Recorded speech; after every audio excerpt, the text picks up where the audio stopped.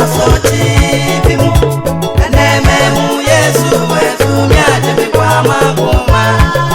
makuma shema ebusu. Eya Reverend Dr. Prophet David Labi wase na homa ashema nanso na sister Abna wasa nkwankanan ono se na homa ebusu already Abachia branch almost say enige nko a oba pa Abigail ohenewa o se enionyam nkanyam by say nyame ma be yi won wadi o ja won wasem Satan su di mu baaye obesi ewrade say ewrade o si jogu do wa pa no share nsa na ewrade si nse me de ne share nsa nazo na kuma de afa nsa kan o yobu ma wu ye e japa de free nsa nazo ni nyina mu waga senti ewrade wasam edapade a wahwere ye no wonyame wotumi nti ogba hu prenson enti jogo ka say akoma ahema ho akoma busu arade ahema ni munyam akoma ahema ho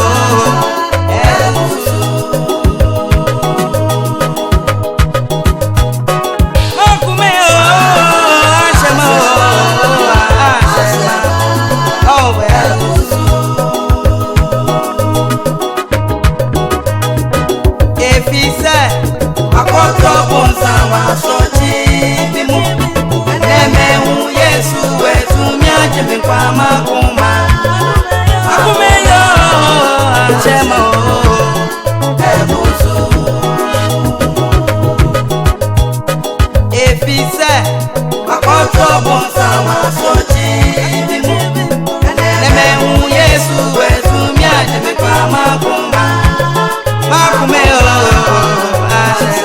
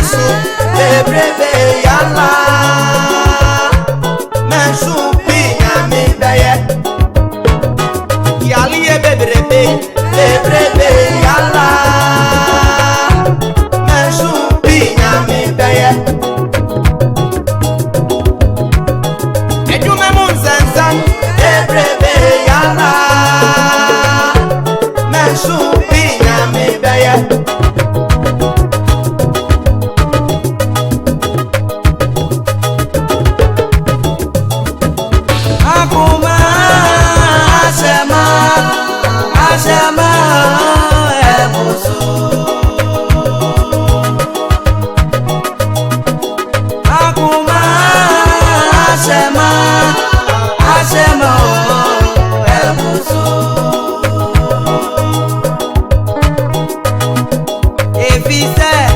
akoto busa